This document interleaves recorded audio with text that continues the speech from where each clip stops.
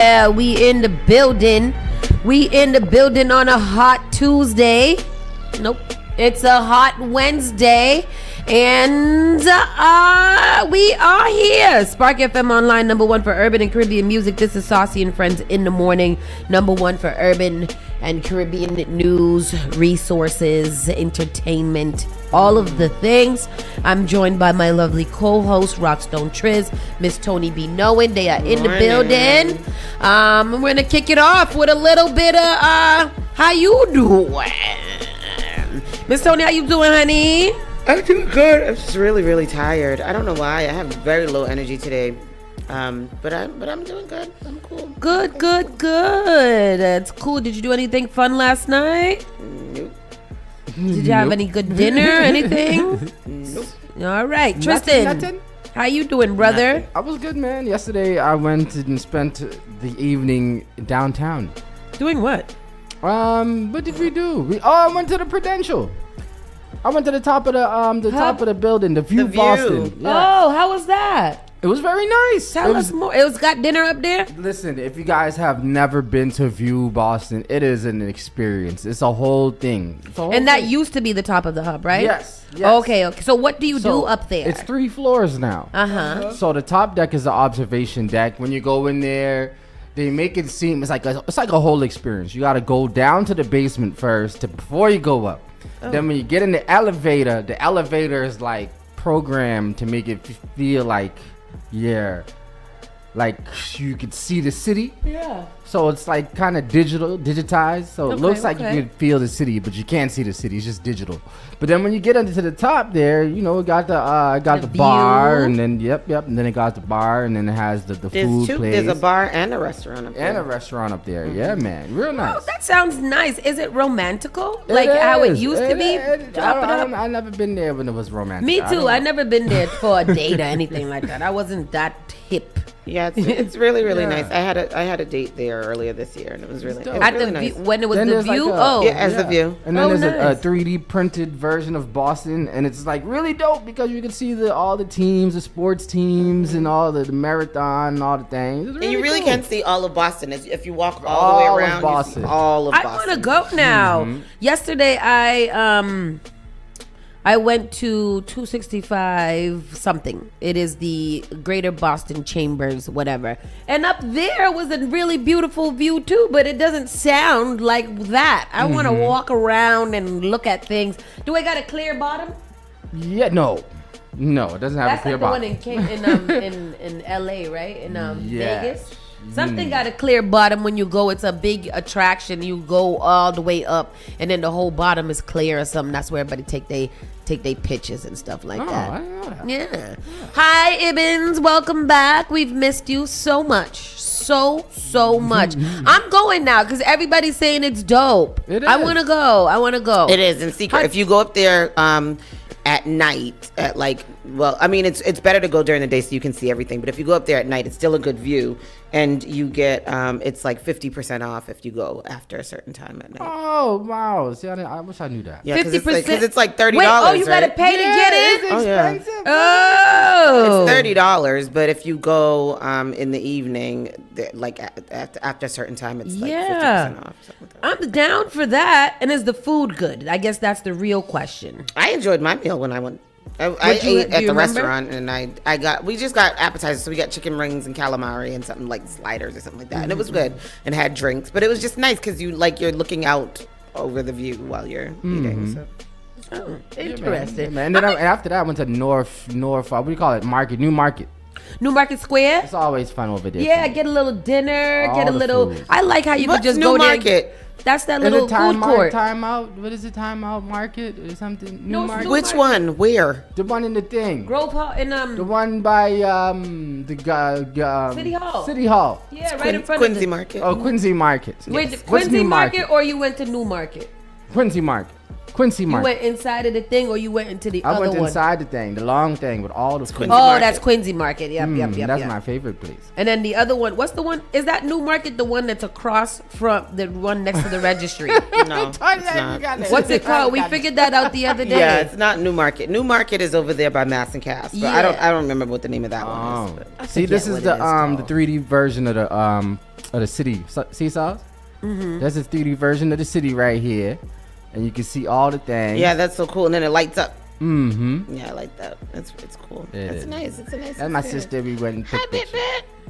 Well, that looks. Oh, and then that's the other stuff. All right. I mean, nice. There is there. We here. Yeah, man. So that was it. How about you? How was your afternoon? So that I went to I'm still trying to figure out what the hell that name of that place is, because every time I think I get it, it's not there.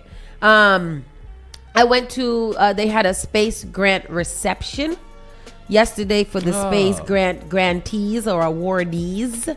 And you know what I don't like? I don't like when I go to networking events and they don't have real food.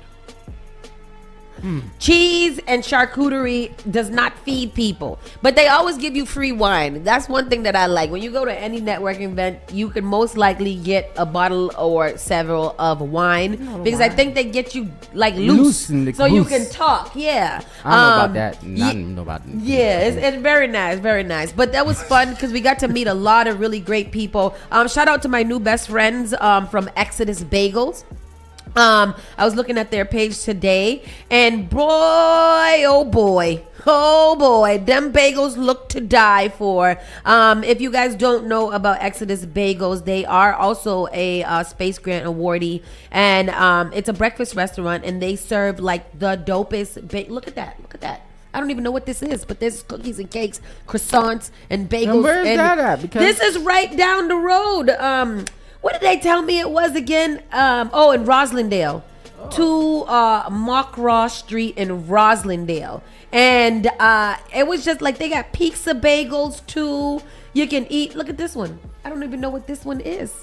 Well, it's got a little lettuce and tomato and all kinds of stuff. It looks so great. It's a really great couple that they're right own across it. the street from Stashes. Oh, the Stashes over there in Roslindale. I think it's Rock Pizza now. Rock City Pizza? Has it? I don't think it changed. I don't know if it changed. Oh, no. Yeah.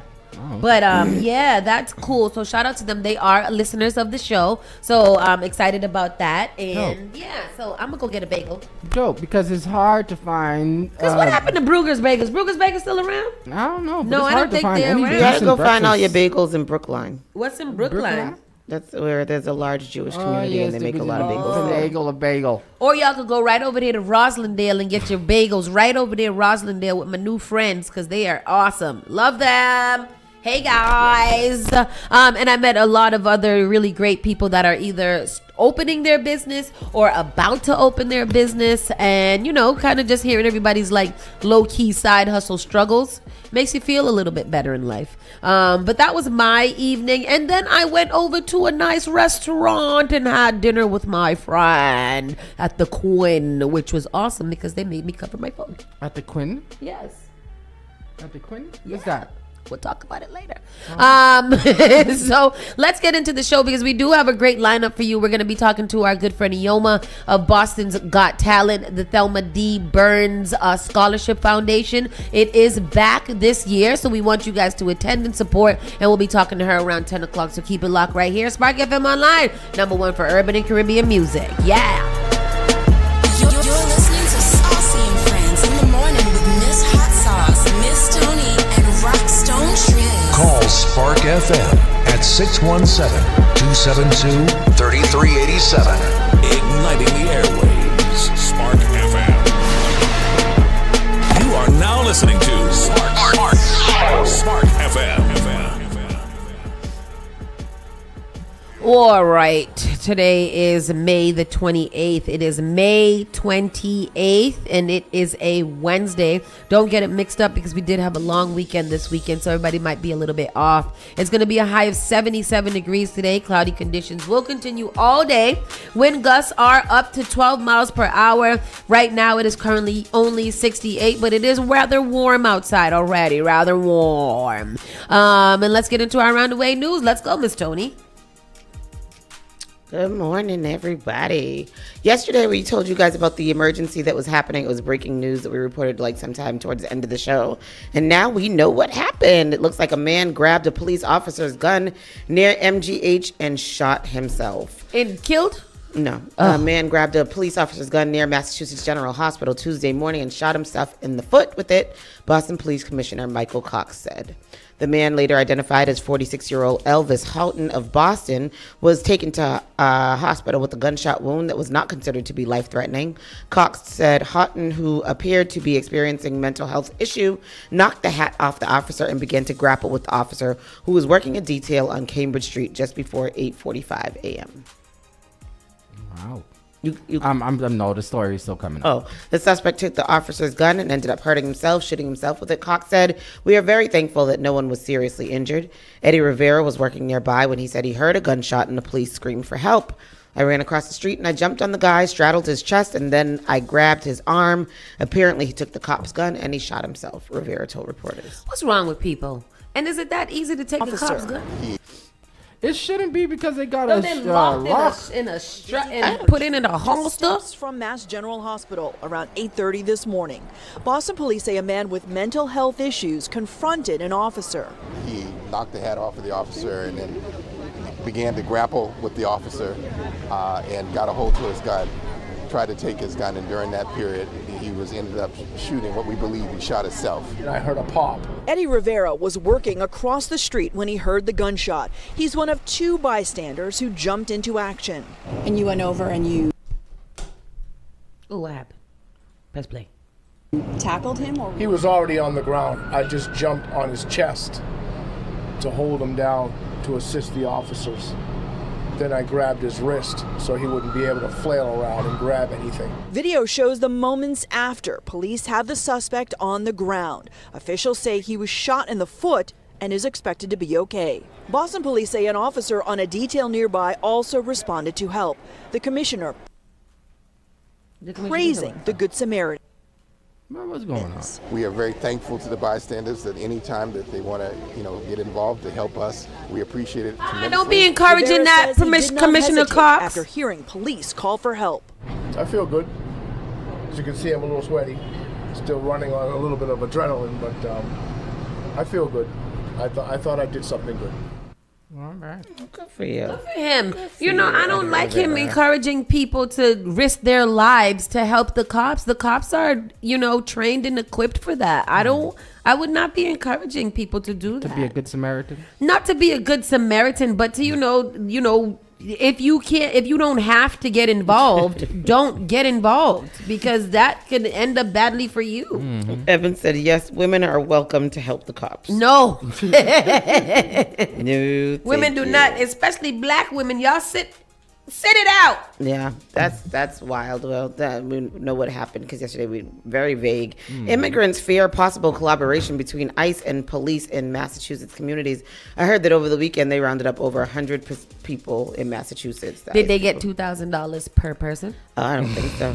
On a near daily basis, ICE agents have been staging in a parking lot used by the Everett Police Department, according to people in the city. Operations by ICE in the city of Everett and other Massachusetts municipalities have caused some of the immigrant community to stay home to avoid being seen in public and risk getting picked up. More recently, the fear has evolved to include concerns of possible cooperation between local police departments and ICE. The news cameras captured about a half a dozen ICE agents gathered at an Elm Street parking lot shared by the Everett Police Department and the Sammy Gentile Memorial Recreation Center. The ICE officers got into their unmarked vehicles and drive off shortly after. It's reportedly nothing new. Neighbors and local activists have been documenting ICE staged staged next the police station on a nearly daily basis. What does that mean? Next stage next to. Oscar, what do you know?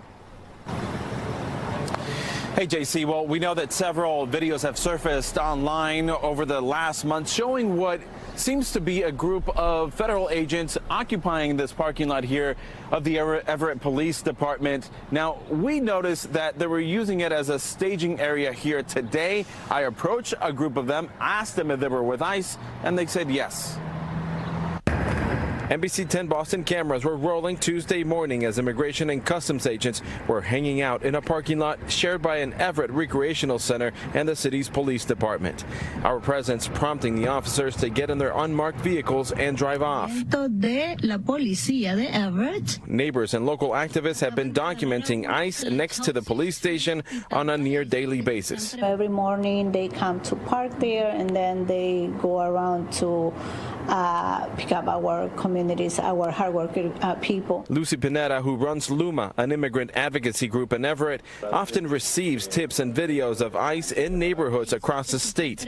She shares them online for awareness and to keep record of who gets detained. The mayor is not doing nothing, and our state representative, they're not doing anything, so we're alone. More than agents just using the parking lot as a staging area, Lucy and others in the immigrant community fear that the local police may be helping ICE in their operations. Back in January, when these fears began to manifest, the city mayor and police chief tried to calm public concerns. It's going to be the violent criminals that we go after, and that's it. You commit crimes in the city of Everett, we will make sure that we work with whatever federal agency that there is to remove you from our neighborhoods. But cases across the Bay State indicate otherwise and have led to fewer people wanting to leave their home.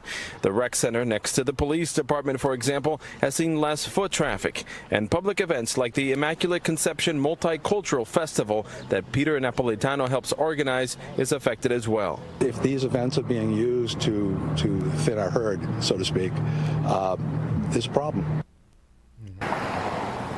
Now, Lucy Pineda said she's going to be meeting with the mayor this Thursday to try to discuss these same issues. We reached out to the mayor's office and also tried to contact the police chief for a comment, but we haven't heard back.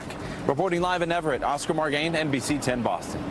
So, like the thing for me is like, if it's true that they're only targeting people who are criminals, then, I don't have an issue with that. But that doesn't seem to be the case. It seems like they're just going after every and anybody who looks a little Spanish. That's what it is. And rounding them up. And that's the part that's not okay. I don't think they have any organization around it, and I think that is just a pacifier for the public to say that we're going after these violent criminals, because Trump has made it very, very, very well known that he's not necessarily distinguishing illegal immigrants from violent criminals at all. He's never even tried to make that distinction between the two. Like, oh no, we know that there are some that are here on whatever. He's making it seem like everybody that's not here legally with like legal papers is a violent criminal. So I think that they're just taking their orders to just get anybody. Their whole rhetoric is Biden had open borders. Right. And I just really want to know, when is it that he had open borders? Because Biden deported a lot of people, a ton of people. Him and Obama are going toe to toe for who deported the most people. So I don't really know I don't know. But the issue with not the issue, but what it was that they were doing it the right way with due process and all of that, and these people are just doing whatever. So you wasn't hearing all of the foolishness, but with these people, because they're just rounding up everybody, people are screaming and talking about, like, this is just so sad. It's a mess. I don't like it. One hospitalized after stabbing near Five Guys restaurant in downtown Boston. I saw this story too. Like, what? You just got a burger? Why you violent? And right next to Five Guys is a good little falafel king with his wonderful salads. Is this what people was talking about with Fett? No. People were acting like there was another, because this is right up the street from Fett. Right. Yeah, but this happened yesterday during the day. Yeah. This is that's kind of a little ways. It's on the opposite side of the whole street over there. Yeah, a person was stabbed near a Five Guys restaurant in downtown Boston on Monday afternoon.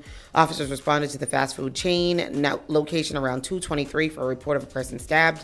The victim was transported to a local hospital with non-life-threatening injuries. No arrests have been made. Police taped off a large portion of the sidewalk off with the scene tape, and that was a holiday, so what are you doing down there anyway? Everything's closed. What are you doing down there being crazy? Over the weekend, there was a large party right there in that little corridor between Macy's and them. That was Afro Fest or something like that? Oh, something, World Africa.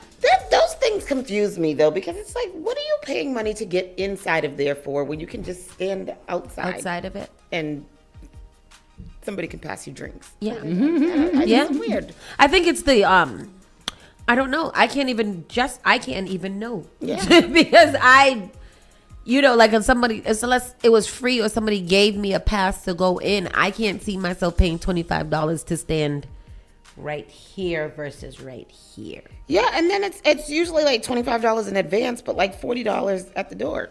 People got money at the gate. People got money at the $40 at the.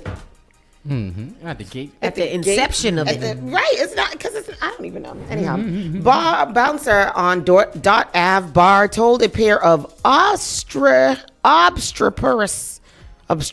guys in line to ditch their tequila and settle down, or he'd spray them with pepper spray. They didn't, and he did, and now the bar has to explain itself. The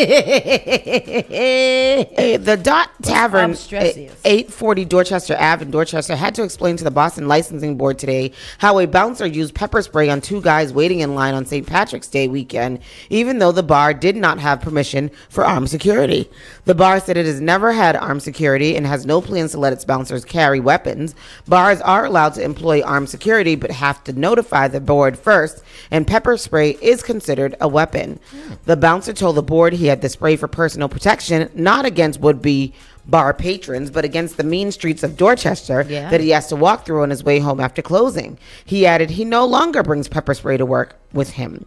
The basic account by police, the bar's attorney, and the bouncer was that on the evening of March 16th, two rude and crude dudes were in line outside the bar, raising a ruckus when the bouncer noticed they were not only loud, they were drinking from an open bottle of tequila. He told them to ditch the tequila and settle down or they wouldn't be let in. They put the tequila in some nearby trash, got back in the line, and then resumed being loud and obnoxious. A police detective said the bouncer told them if they didn't stop, he'd spray them.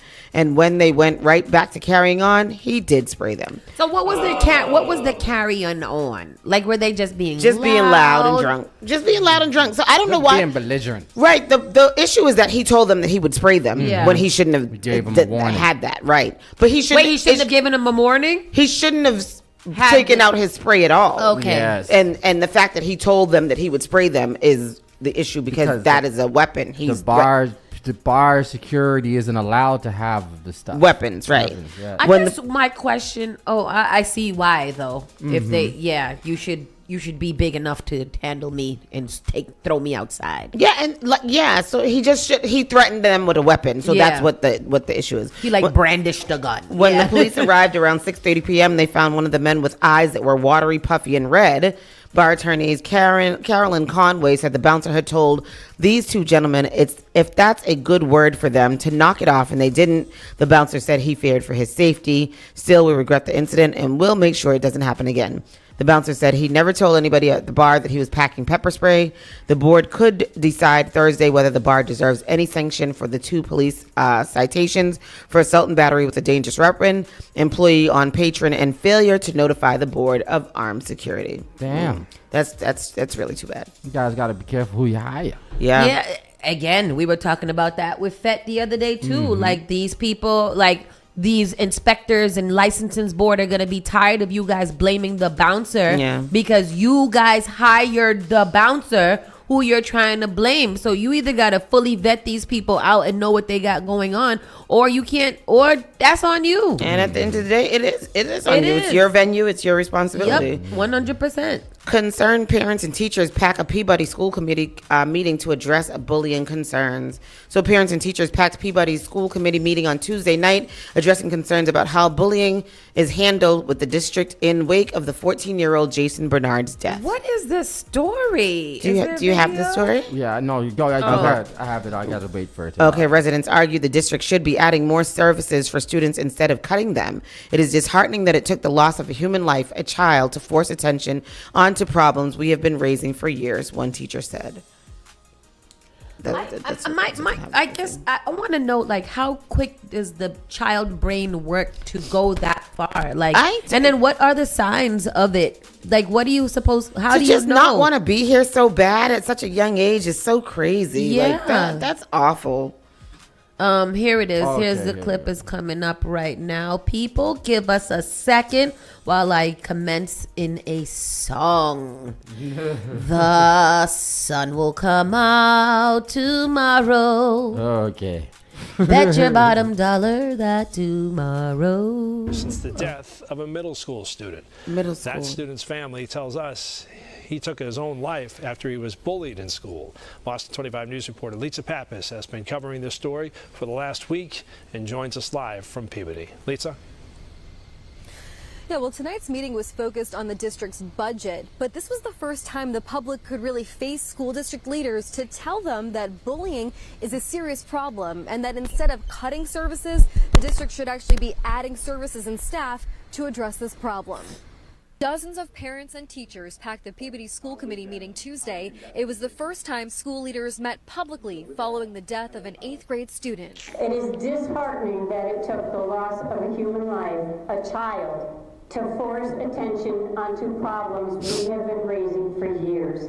Teachers and parents voiced their concerns over bullying in schools, especially after Jason Bernard's family says he took his own life 10 days ago after he was bullied at Higgins Middle School. What this loss has also done is highlight the needs of one of our most vulnerable populations. This meeting was focused on the school district's budget and the major shortfall it faces next year. Many here worry if teachers, paraprofessionals, and guidance counselors are on the chopping block, that will only mean fewer support services for students in need. Another program facing cuts is Peabody Prep, a virtual school where many students feel more comfortable if they've been bullied. Madison went from not wanting to go to school every day, being afraid she was going to be picked on, to she has the most credits out of any student in Peabody right now. And it's horrifying to watch your child be scared to go to school and beg you not to go to school. Parents like Liz Mover know that feeling all too well. She says changes need to be made, like pointing families in the right direction to fill out an incident report form when their child is a victim of bullying.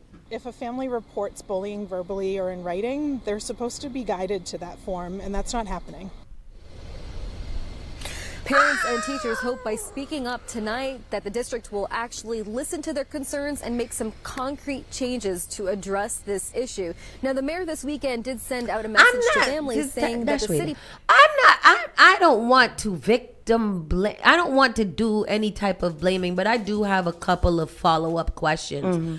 Your child is screaming and kicking and screaming not to go to school and begging you not to go to school. You send them anyways? Or do you roll up to the school and say, what the hell is going on with my child that the child don't want to go to the schoolhouse?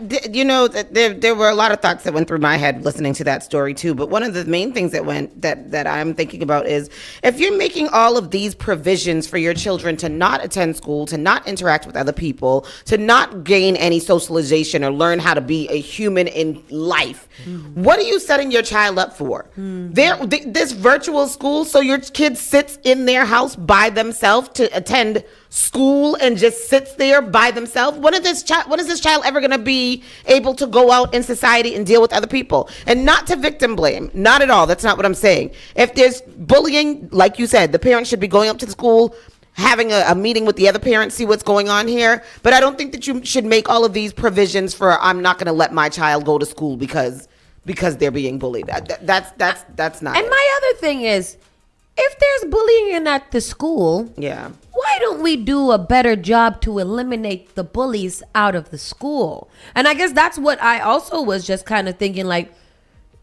what is the names of the people that are doing the bullying? Yeah. Are we asking the kids? And I'm not saying that they didn't, because I don't know what has happened in these households. Maybe they went through a whole system of whatever, and this is what happened. But how come the bullies are not being held accountable for the bullying? Stop it at the root. Like, cut it out. Yeah. Who are the bullies of the school? Find their names, have some meetings with them, and then try to eliminate. But I don't know how that works. Says she will be. I'm sending them to school and will walk my ass up there and be a fly on the wall to see what's up. Same, like that. That's what you're supposed to do? Like I don't understand. She also says working in a classroom, parents would be quite surprised to see how these kids act. Lawanda says being a parent of a bullied child, it's difficult. My son went to from wanting to kill himself to wanting to hurt others, and he had all he had all the services and the counsel. So tell me, like, I wish you could call up here. So my son went through bullying last year too at his school. And his teacher was also missing for half the school year. So he pretty much had a paraprofessional, and like pretty much he lost a whole year of school. And I know that I sent many emails, many 3-page emails documenting details and all kinds of stuff. But he never, he never showed me signs that he was not wanting to go to school or not wanting to be there. Mm-hmm. So I don't know where the line is, like Luanda, like your baby, like what was the sign, what was he saying, what was he doing, and like, how come that is not more noticeable for other parents? Because I would want to know what to look for and what they're saying.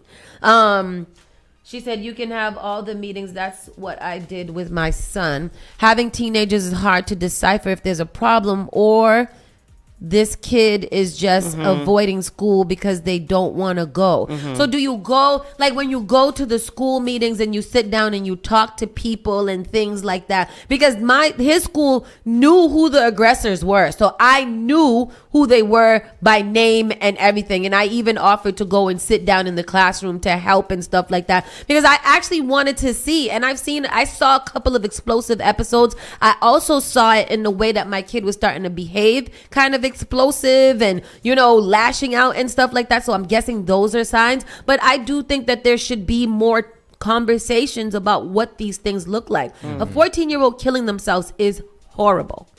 There's not even anything around that. He said he confided in the counselor and friends. He started acting out in the classroom when he never did that before. Interesting. This is also interesting. And then what was done? What was done by the school? Like, I wish you could call up here. Do schools have like peer leaders or stuff like that? No, they've taken everything out of school. And that's what this complaint was at this meeting. They've cut the budgets on so many things that the supports that these kids need for a lot of things are no longer there because everything is budget cut. I don't know who the people who cut budgets are concerned about.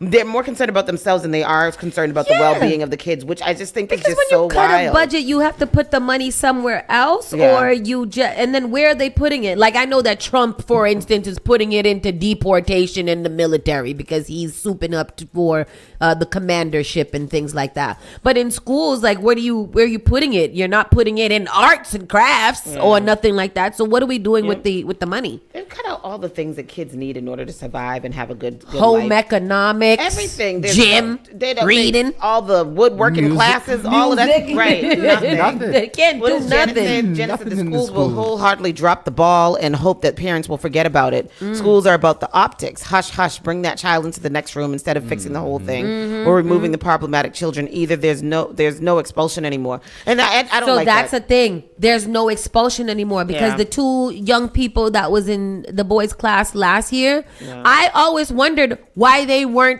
said to, you cannot come back to the school if you're gonna, like, hitting the teachers and stuff like that. Like, what are we doing here? What are we showing them, that you can just avoid authority, like, completely?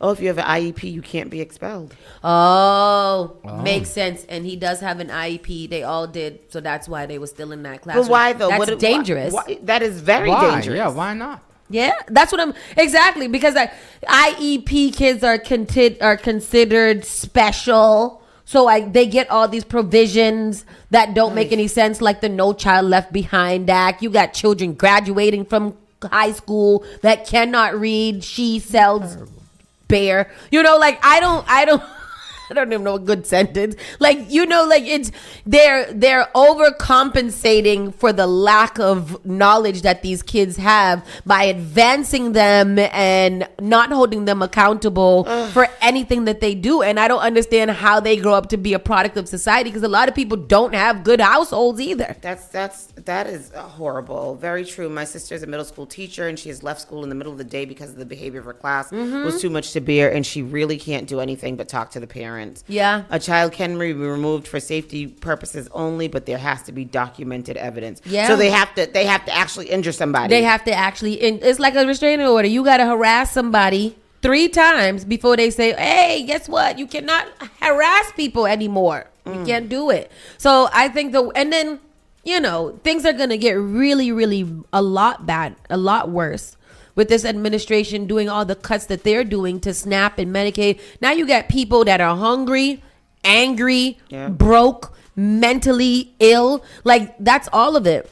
Listen to Your Body said that they will be hosting a youth mental health forum where we'll address this and other issues. My deepest apologies and sympathies to the family. Absolutely. Listen to Your Body. Send us DM us some information, please. The school get money for IEPs. They do. And that's why when people do not take advantage of the IEPs that your child is supposed to get, and you think that it makes your child look something or the short bus or whatever, you're doing yourselves a very grave disservice by not getting them the extra help that they need. These white people, when their children have IEPs, you know what they do? They fight for services that they don't even need because they just want the extra resources and services for their children just in case one day they might kind of need it. All kind of equine therapy. Yeah, like if you guys are not taking it, and ask for more. If they want to say no, say I don't feel comfortable. You don't have to agree with it. You don't have to reject it. You can fix it until it's exactly where you need to be. Like, I want us to actually advocate for the children in a real way. And that means making sure that they have all the resources that they need to move forward in life. Yeah. With that, let's keep on moving because we could sit here all day. Police investigators, private Fight investigators. for it, LaWanda. Fight for your IEP, goddammit. Fight for it. Fight for your IPA. Start making things up. He can't see. He need eye therapy. All of it. When I had Noah tested for the IEP and they said that he wasn't qualified, I was like, "You sure? Test him again. Let's see what you can find." What he can get, because there's another one that they have, a 503B or something like that you can get if it's not an IEP. It's some other. Get it all. What else do we have? Private investigators say Mass state police are denying their license renewals. So longtime private investigators say the Massachusetts State Police have been denying their license renewal applications. The PI say the department is disqualifying police officers and preventing them from working, leaving criminal cases in jeopardy and putting some private eyes out of business.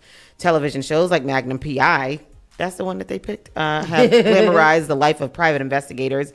In reality, the job is often not as exciting, but it is rewarding. Here goes the clip. Criminal cases they're investigating in jeopardy. WBZ Chief Investigator Cheryl Fiandaca went looking for answers. TV shows like Magnum PI glamorize the life of private investigators. But in reality, the job is not as exciting, but it is rewarding. Most of my business is criminal defense work, and most of those clients are indigent. Joe DeSimone is a retired Cambridge sergeant detective and has been a licensed private investigator for nearly a decade. Joe keeps up his post-certification so he can do traffic details in Cambridge. Recently, he applied to renew his PI license and thought it would be easy. I was probably one of a handful of guys in the state that had the license prior to retirement. Months ago, the Massachusetts State Police, the agency that certifies private investigators, added language to the license requirements on their website.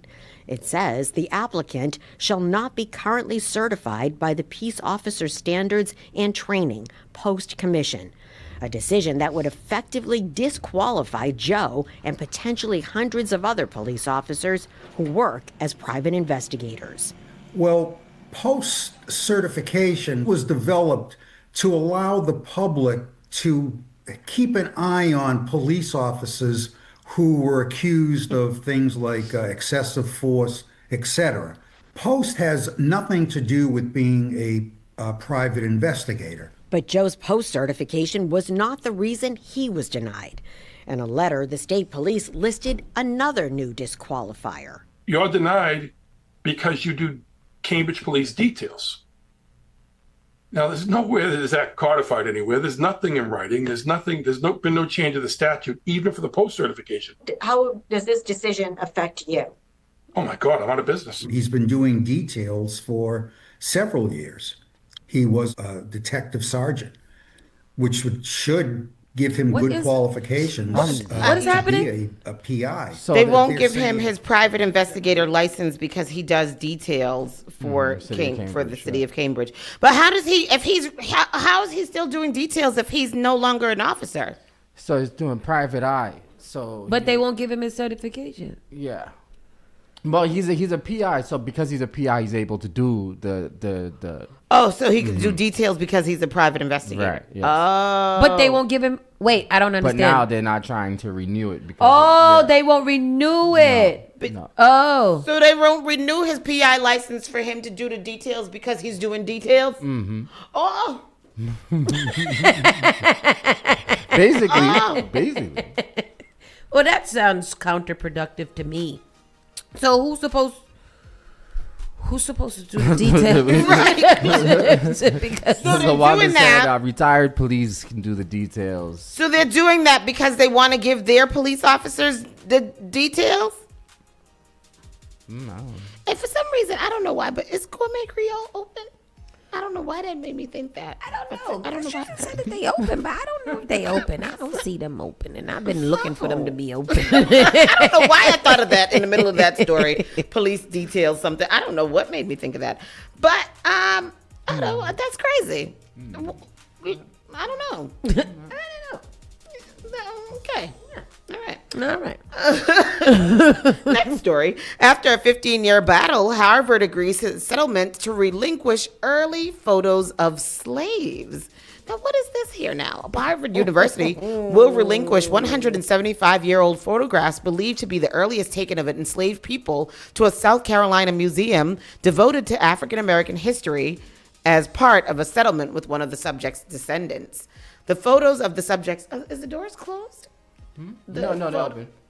I think the bottom one. The photos of the subjects identified by Tamara Lanier as her great-great-great-grandfather Renty, whom she calls Papa Renty, and his daughter Delia will be transferred from the Peabody Museum of Archaeology and Ethnology to the International African American Museum in South Carolina, the state where they were enslaved in 1850 when the photos were taken, a lawyer for Lanier said Wednesday. The settlement marks the end of the 15-year battle between Lanier and the nation's most elite university to release the 19th century daguerreotypes. What is it? They're just releasing pictures? Yeah. Why? She wants the pictures to be in South Carolina where her people were enslaved. She doesn't want them to be up here in Peabody. So why don't they give her pictures? Well, now they are. After 15 years, they decide. After 15 years of fighting, now they're going to do it. They're finally going to release them. Harvard's like, we don't want no more smoke. Whatever you guys want. And the resolution is an unprecedented victory for descendants of those enslaved in the U.S. and praised by clients' years-long determination in pursuing justice for her ancestors. I think it's one of in American history because of the combination of unlikely features to have a case that dates back to 175 years to win control over images dating back that long of enslaved people. That's never happened before, they said. So good for her. She finally going to get the pictures of her ancestors returned to where it was that they were enslaved. And that's good. Good for her. She Geechee? I like that. I don't know if she's Geechee. She just knows that her great-grandfather's pictures was enslaved. I watched a very interesting show over the weekend. It's based on a book by Octavia Butler, who was a black author from back in the days. And the name of the show is Kindred. It's on Hulu, and it's basically about this girl who lives in modern day times, and then she moves into a new home, and all of a sudden she keeps getting transported back to where her family was back in the slave days, and she becomes a slave for a few hours and has to come back and she can't control it. It's really, really interesting. I'm mad though because it's only one season and I haven't seen any second seasons coming, but it was a really, really good show. All those good slave shows they don't bring back. They don't bring back. Yeah. What's a good slave one? There was the Underground. Did you ever watch Underground? No. Journey Smollett was in that one. She was in Lovecraft too. She was in Lovecraft. Yeah. So was Lovecraft slave movie? I mean, it was, It was back there when whites and blacks wasn't so together. But like a lot of good slave, and this one, Kindred, they should bring back. I want to see what happens. They gotta let me know. Anyways, how much do you have to make to rent in comfortably in Boston? A lot of friggin' money. Yeah. Income needed to afford rent in U.S. metro cities. So a worker needs to make nearly $127,000 a year to afford the typical monthly rent in Greater Boston, according to a new report. That's about 26.8% higher than what Boston area households would have needed to earn 5 years ago, from an analysis from Zillow. It's also about $10,000 more than the income needed to afford the typical rent nationwide. So Boston is very expensive. The online real estate hub pegs its affordability standard for Boston at 32.5% of household income. They found that the average observed rent in the Boston area was $3,175. So that's how much you must. That's how much rent is. Yeah. The median household income in Metro Boston was $110,697. That's the median household, and that's a lot. That sure is a whole lot. Boston is one of 8 U.S. metro markets where renters need to earn over $100,000 to afford rent, alongside New York, San Jose, San Francisco, and San Diego. Do we know a lot of people making that much in Boston? No. Not in my immediate circle. No. The median household income for Boston proper was $94,755 in 2023, while the per capita income was just over $60,000. Yes, and I think that's that's about reasonable. 60,000. Yeah. Yeah. That's crazy. So who's affording rent in Boston? Who? Everybody's got a roommate. They're the what do you call it? The international students. The international city workers. City workers who do mad overtime. Yes. And police. And the police. And the federal workers. Well, ain't Natalie too much says of those I was no a more. travel nurse there, and it was a bit much for me. Oh, and she's a nurse. So, yeah, if a nurse can't afford to live in Boston, Massachusetts, then that's a damn shame. Because nurses make a nice money. All these buildings that they're building up all over the place, they're not for us. They're not for us, no. Not even the median income was like 98 or something like that. So somebody making damn near $100,000. Low income now. The bottom, the cap for low income is like 91,000. I think. Yeah. That's considered low income. So that means that everybody that's making damn near $100,000 will get an apartment, most likely way before I ever could. Yeah. Yeah, that's why I'm gonna stay in my little brick building. This why I'm gonna I don't know what I'm gonna do. I'm gonna stay with my mama. They probably gonna take over. They probably gonna do something with my little brick building soon too, and tell make us that something. into high rise. Trump cutting all the Trump projects, HUD and all of them things. We'll make it Trump towers, and make everything gold. Even said he got tents for sale. Shut up. Gunmen sought after multiple gunman people and she-ho. Sorry. shot inside of a New England mall, police say. Police are seeking the gunman who opened fire and shot multiple people inside a New England mall on Tuesday. In New Hampshire? No, in Connecticut. The gunman, believed to be in his 20s, it's Connecticut, right? I think so. Was armed with a semi-automatic pistol when gunfire erupted inside the Brass Mill Center Mall at 495 Union Street in Waterbury. Waterbury police said no arrests have been made. 5 people were shot. Investigators believe the shooter and his victims knew each other. Oh, what the hell? Damn. We do not believe y'all met up at the mall to fight each other, to shoot each other? Just him. We do not believe this is a random act of violence. We believe this started as a conflict and it escalated. We do know that there was one gunman at this time. We've identified the gunman was armed with a semi-automatic pistol. No fatalities have been reported. The extent of the victim's injuries and their conditions was not immediately known. Some are more serious than others. The Spagnolo said his department is working with state and federal law enforcement to apprehend the gunman. Investigators include state and local police and federal agents with the FBI and ATF, he said. Police are using canines to comb the area. The shooting happened in the central area of the mall. We're going store by store, very methodical, making sure we just cover any and every nook and cranny. So they know who it is that they're looking for. And that is just really, really crazy. I'm scared to go to the mall. In the middle of the day.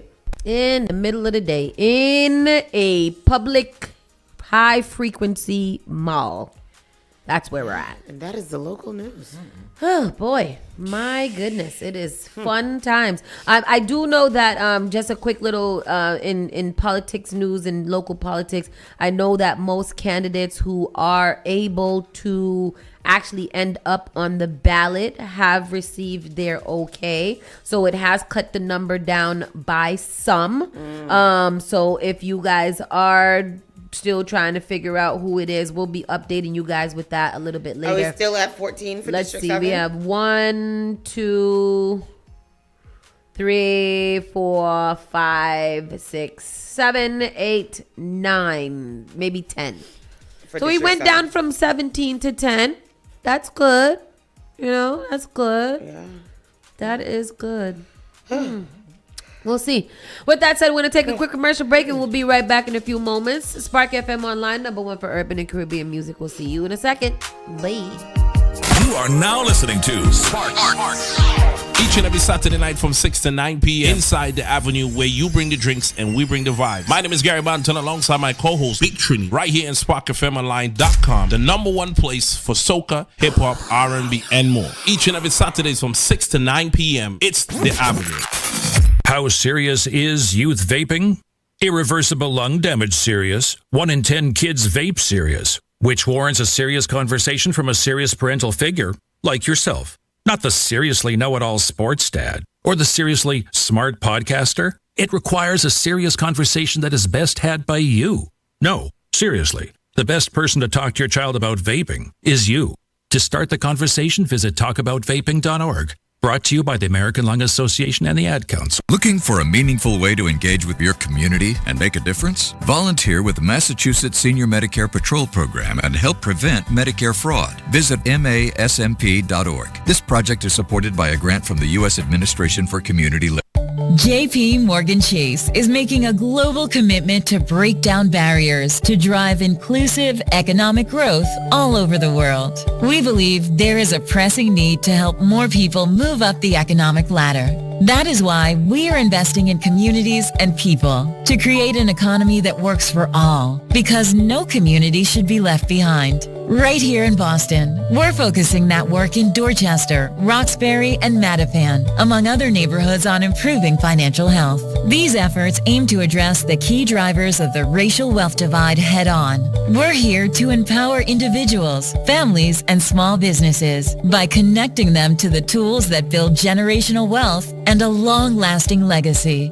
Chase is investing in Boston. Chase is investing in you. Visit us at the Mattapan. Spark FM. I know you nasty. She be touching on her own body. Igniting the airwaves. Spark FM. Said she wanna take me away. Said she wanna take me away. Said she wanna show me the way. Join us on Facebook and Instagram at SparkFMOnline.com. Turn us up.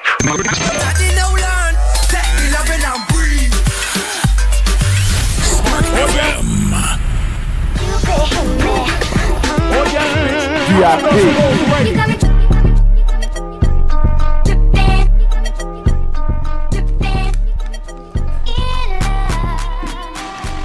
All right, everybody, pop your pelvises. Hey, pop it, pop it, pop it, pop it, pop it, pop it, pop it. Yes, yes, yes, yes. Go. That felt good. I felt good to pop your pelvis in the morning on a Wednesday. Welcome. Pop your pelvis. You gotta stretch it out. Welcome back to Spark FM Online, #1 for urban and Caribbean music. And we have our special guest that's in the building with us today. It's my good friend, Ioma. Welcome back to Spark FM. Oh, thanks for having me again. I appreciate you opening the doors always to support what I am doing. Not I, but what we are doing. Especially for such a great cause. Absolutely. So if you guys don't remember, Ioma came last year around this time because she was curating a first of its kind. If anybody who went to Belmont, Metco, was Miss Burns only for Belmont? Yeah. I think when she started out, from what I heard, is that she had another Mecco district, and I want to say it was Swampscott. Swampscott. Yeah, and I didn't even know they had a Swampscott Mecco. Yeah, or Cohasset or something like that. But it wasn't for long. She was really at Belmont. Yeah. Okay, yeah, all right. So if you don't know, if you went to Belmont Mecco at any point in your life, then you probably most likely know about Thelma Burns. You probably also know about the Thelma Burns Center building in Grove Hall. Right next to the post office. It's somewhere over there. Yeah, it's not too far from the post office. Right next to Charles Street Church. Yeah, so it's right there. So if you old heads, it's the old Sky Cap. Oh, is it the old Sky Cap? Yeah. That's funny. Oh, well, good. It's been changed just to something more productive. An event space. So this is the second year for Boston's Got Talent. Tell us what Boston Got Talent is. Remind the people. So this is an initiative to really lock in on our young creatives in the city. Okay. Right? Like, there are so many young people who are so talented. And it's up to us, right? The people who are their mentors, who are their leaders, if you will, to promote them in this way, right? One of the things that I know for me as a young person, I was very creative. I wanted to be in the entertainment and do things, but I didn't continue doing it. And I want to make sure that these kids don't stop. What stopped you from doing it? I think life, right? Or just doubting yourself, right? And I want to make sure these kids don't doubt themselves. And creating this space for them, giving them the courage to do these things was very important to me. Seeing, I'll tell you, just to go back, when I graduated from school back in 2005, 20 years ago. I know, right? That sounds so I'm crazy. having a reunion this weekend, 20 years ago, right? I said to myself, there were things that I wanted to do. I wanted to do a nonprofit, and how do I do that? And I started off doing beauty pageants. And I look at the young ladies who were part of these beauty pageants that I do. And they're all adults now, all women. And when you see them, they're amazing. And just to know that I was a part of that fabric, right? Because they invite me to things that they do, and they're doing big things. You got people, they own companies. They have their own nonprofits. They're mothers. They're boss ladies. And when I see them, I stand back in awe. And so I said, you know what, God, what is my next call? What is my journey? And I said, God said, Yoma, this is what you've been doing. This is what you were supposed to do. So I left it for a while because, things just happen. You don't focus on yourself. You focus on all these external things and not what your God-given talents are. So I'm just getting back to that. I love that. Why is that so important for you? Because I needed that. It's a lot of work, like beauty pageants, fashion shows. You're working with a lot of different people doing different things, their own brands and everything. How do you do that? Girl, I love production. That's one thing too. That was a passion of mine I didn't realize. I love to put on. I love entertainment. Yeah. Anything entertainment, I'm gonna do it. So if I can find it and do it in a positive way, why not? Why couple it with the Thelma D. Burns scholarship? You could have done something for yourself, an organization that just caters to you. Why was it important for you to make it about, make it a Thelma D. Burns scholarship? So if everybody remembers, right, one of the things was when we had met after her funeral, we said we wanted to do something for her. And thinking about now what I'm passionate about, the community. Yeah. It just went hand in hand. Mrs. Burns, the community. Yep. Mrs. Burns, the community. How do I keep Mrs. Burns the pillar? Because I remember going to her funeral thing, and this is one of the pillars in our community. How do I keep her name alive? And I know she got a building, but these are a scholarship. Yeah, Mrs. Burns is gonna be like, it makes sense, right? Yeah.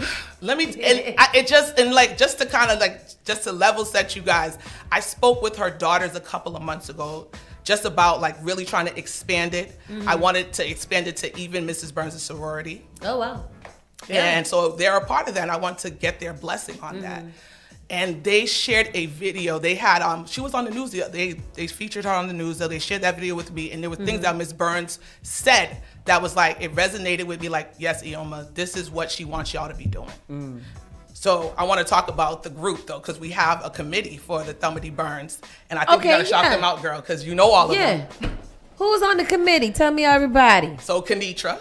Shout out to Kenitra. I saw her the other day at Grace by Nia. Well, I saw her in a video at Grace by Nia. Oh, yeah. She had her showcase at Grace by Nia. She's a regular at Grace by Nia, actually. Is she a resident? Like every fourth Friday, she's there. So she's resident. You guys go there, check them out, because they're an amazing band. Then we have Tara Paul. Tara! Yeah, she didn't go to school with us. We have Chris Johnson. Where'd you find him? Found him. I sent him an Instagram like, Chris, we're trying to do da-da-da-da-da. You want to be down? Yeah, sure. And, he's an active member. We have Candace Burke. Okay, where'd you find Candace? I hit her up. Candace in a long time. Da-da-da-da-da-da-da. I'm sorry, y'all. If y'all don't know, there's a lot of people from my friends. And then last but not least, we have Amisha. So Amisha's sister is Sparkel's babysitter. Oh, really? Tia. Yep. Oh, Tia. Yep. Okay. All right, shout outs to Tia. Actually have to hit you back, Tia. So if you're listening, I know I'm gonna send you a text after this. I promise you. Yeah, so that's the group. And so we have a lot of things that we're, doing outside of Boston's Got Talent. Like, we're going to be doing a barbecue. So alumni, Belmont alumni, this is for us. Okay. So listen in. I was thinking about that the other day. Wasn't there supposed to be a Belmont There was supposed to be. And so reunion? we're going to rejuvenate that, if you will. So it's not just for our year. We want all of for you guys to come to the barbecue, but we'll put more information out. You guys should check out the Facebook page that they have for the alumni group, because we can use that to send that update, and then maybe share your emails so we can keep a running list. But this is something important that we stay together. It's a good networking opportunity for all of us, I think. So just to know, you jealous? Because your Metco doesn't have all these cool people. Oh, were you in Metco too? I am. Yeah. Which Marblehead. Oh. Marblehead. Right next to Swampscott. Swampscott. Look at that. I was only one of one. There was only 2 black guys in my grade. I believe that. We just had 6. We had about 9 or 10. Yeah, in each grade. Yeah. That's big. Yeah, I think there was quite a lot of us. Tell us about this talent show. What is different from last year to this year? So it's not a talent show. It's a fashion show. It's a fashion show. So if you remember, I said I wanted to have this, I wanted to have that. So it's now we're tapping into it. So, so how do we get there?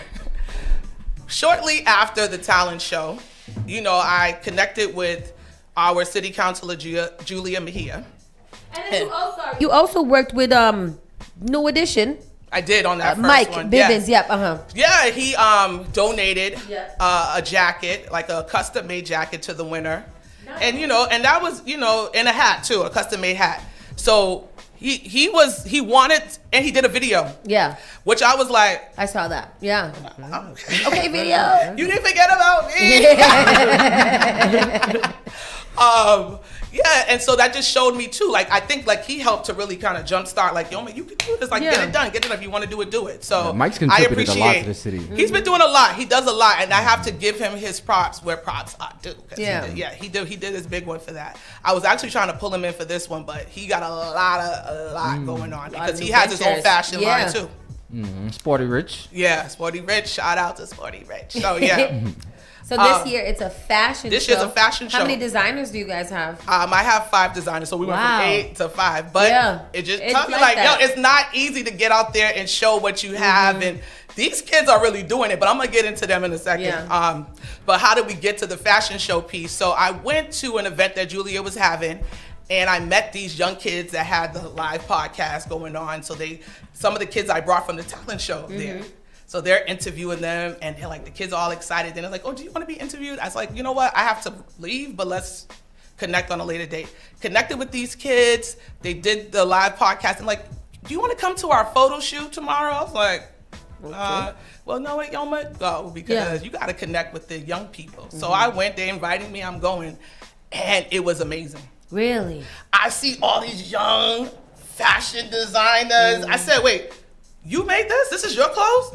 How old are you? Like you they're sewing and all kind of stuff Everything, like that? Really? Girl. Huh. Yeah, because we hear fashion designers, young people fashion designers these days, and it's a t-shirt line. Yeah. So if they're sewing and all kinds of stuff, it's like, hey, you're taking it to another level. They're taking it to another level. Yeah. Okay. They getting things done in bulk. Some of them, like, it's crazy. I was like, I was in awe. They organized the photo shoot. The photo shoot was done by teenagers.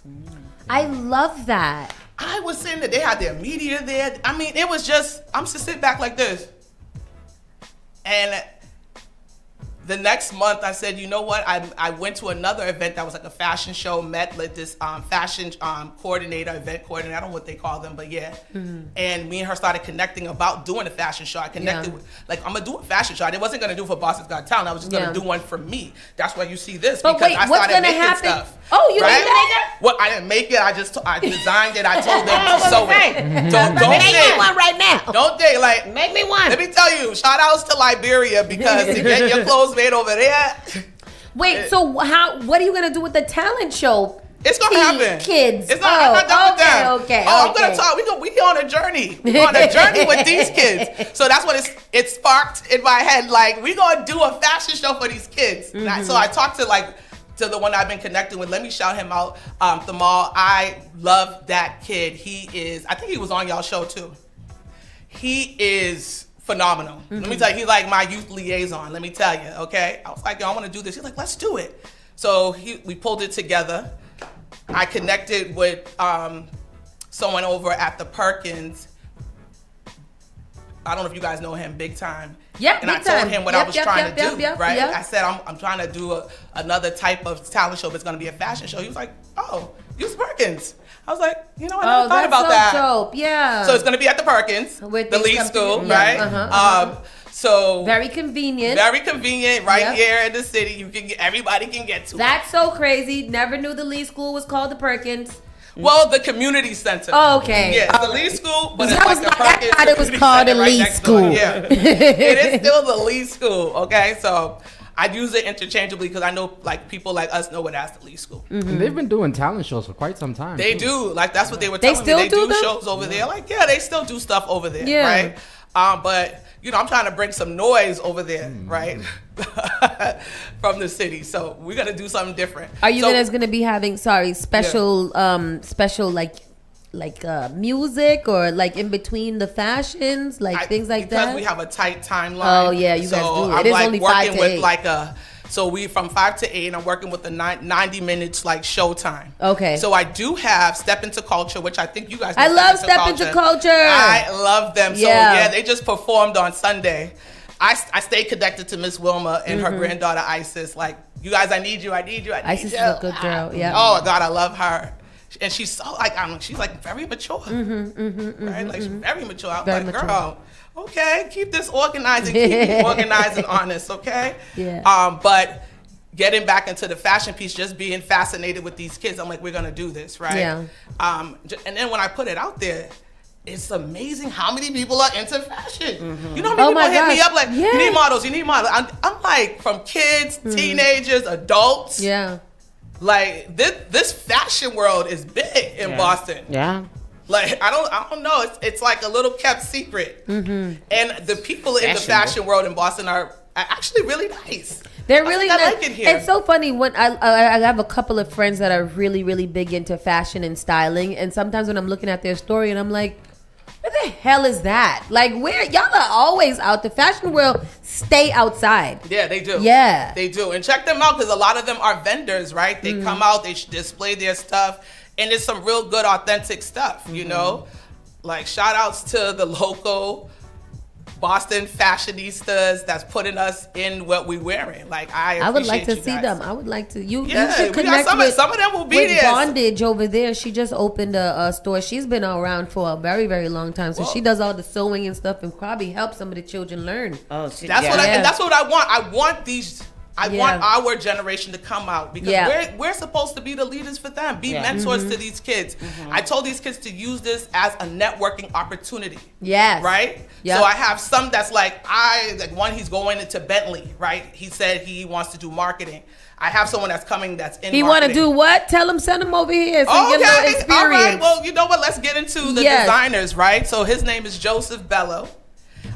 His brand is Anti-Critics, and you're going to hear about that. So because you're the host, you're going to hear all about what all of them are doing. I have Angel Austin. She has Angel's Fashion. She's so this Friday. Yes, it's this Friday. It's this Friday, girl. This Friday. Yep. I have Simone Lucky. She has Ola BC. Very Designs. Nice. Yes, and that's her middle name. And where do we see more of their work? Well, they have all their Instagram pages. I'm gonna have to look it up. Yeah. You know, I'm a little old with these Instagrams. Like, one day I'll tell you, like, people are like, let me get your Instagram, let me get your Instagram. I'm like, how am I gonna remember your Instagram? Like, what's your name? Like, I need phone numbers so I can attach, like, where I know you from. You know, that. Girl, and don't let them give you the Snapchat. Okay. What is that? Let me make sure I call all of them out. I have Miguel Maria, who has Society 66. And then I have Mark Paredes, who has Gotta Love. Very nice. Yes, I am so proud of all of you guys because it is brave for you guys to come out here and do what you need to do. Like, you're hitting the runway. You are brave. Like, you're braver than a lot of us. Are they excited or nervous? I'm getting a little mix from both. Some are like, yeah, I got it. Some are like, I don't know.